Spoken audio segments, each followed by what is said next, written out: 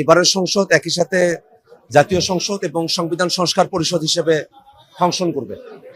আমরা যারা বিরোধী দলীয় এমপিরা আছি, আমরা সংবিধান সংস্কার পরিষদের সদস্য হিসেবে শপথ গ্রহণ করলেও যারা সরকার দলীয় এমপিরা আছেন তারা এখনো সংবিধান সংস্কার পরিষদের সদস্য হিসেবে শপথ গ্রহণ করেননি।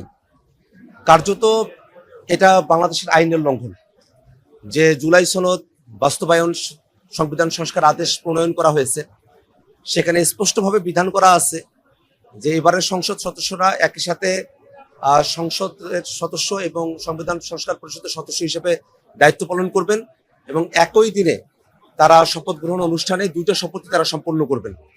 এবং সে আদেশের মধ্যে এটাও বলা আছে যে যেমন করে 30 দিনের মধ্যে সংসদের অধিবেশন কল করতে হয়, তেমন করেই সংবিধান সংস্কার পরিষদের অধিবেশনও 30 দিনের মধ্যেই আহ্বান করতে হবে।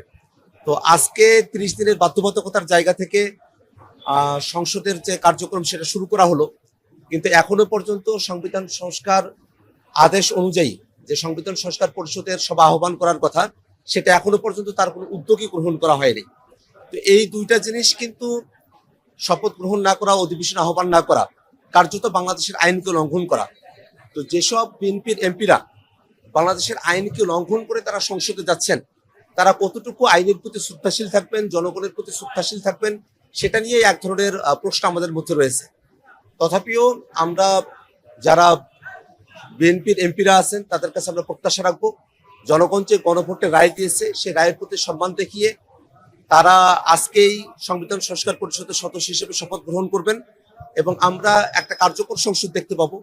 আমরা যে 6 মাসের সময়সীমার মধ্যে সংবিধানের যে পার্টগুলোতে আমরা সংস্কার সাধন করতে চেয়েছিলাম সেগুলো আমরা সম্পূর্ণ করতে পারবো এবং বাংলাদেশ রাষ্ট্রের অন্যান্য যে অংশগুলো রয়েছে সেগুলো নিয়ে আমরা আমাদের কথাটা আরম্ভ করতে পারবো।